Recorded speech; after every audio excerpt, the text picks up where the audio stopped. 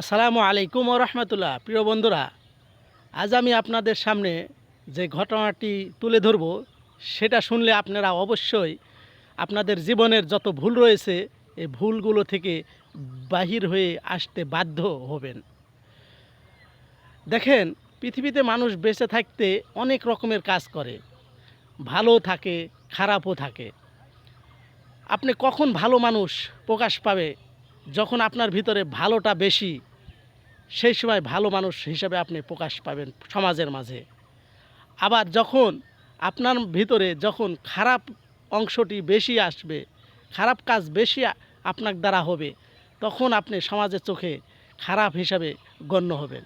ঠিক তেমনি চুয়াডাঙ্গায় এক মহিলা টিকটকার, উনি দেশের বাইরে ছিলেন, থাকা অবস্থায় এমন এমন ভিডিও করতেন, এমন এমন টিকটক করতেন যা সমাজের চোখে, আমাদের নতুন প্রজন্মের চোখে তাদের জন্য খুবই খুবই খারাপ বিষয় হয়ে দাঁড়াইলেন। যার কারণে আজকে দেখেন উনি ইন্তেকাল করেছেন। ওনার গ্রামের লোকেরা ওনার গ্রামের যে কবরস্থান সেখানে মাটি দিতে দেয় নাই, তার দাফন সারতে দেয় নাই। কারণ একটাই, সে বেঁচে থাকাকালীন যে সমস্ত ভিডিও, যে সমস্ত কাজ করেছেন সেগুলো কাজ খুবই জঘন্য ছিল। এটাই ভেবেছিলেন, ভেবে সেই সমাজের লোকেরা বলেছিলেন যে না, এই গোরস্থানে আমার বাবা রয়েছে, আমার দাদা রয়েছে, আমার পূর্বপুরুষেরা রয়েছে। এই টিকটকারকে এখানে দাফন করে আমরা সেই গোরস্থানকে অপবিত্র করতে চাই না, সুতরাং এখানে আমরা তাকে দাফন করতে দেব না। দেখেন ভাই, আমার এই জায়গায় থেকে আমরা এটাই শিক্ষা গ্রহণ করব যে আমরা যে বেঁচে থাকা অবস্থায় যে কাজগুলো করি অবশ্যই ভেবেচিন্তে কাজ করব।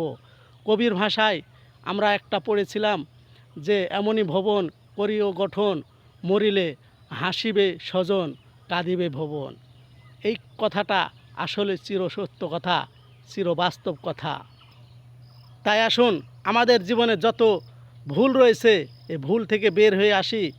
আমরা যেন যখন ইন্তিকাল করব তখন সবাই যেন আমাদেরকে সেই অবস্থায় যেন না নিয়ে যায়, সেই অবস্থানে যেন আমাদেরকে না যেতে হয়। আমাদের জীবনের ভুলগুলো এখন থেকেই শুধরে নিই এবং আমরা জানিয়ে দিই পৃথিবীতে যে মানুষ পারে না এমন কোনো কাজ নেই। কারণ আল্লাহ তাআলা বলেছেন যে মানুষ হচ্ছে পৃথিবীর শ্রেষ্ঠ জীব, মানুষের পক্ষেই সবই সম্ভব। আল্লাহ তাআলা আমাদের সবাইকে সঠিক বুঝ দান করুক। সবাই বলি আমিন।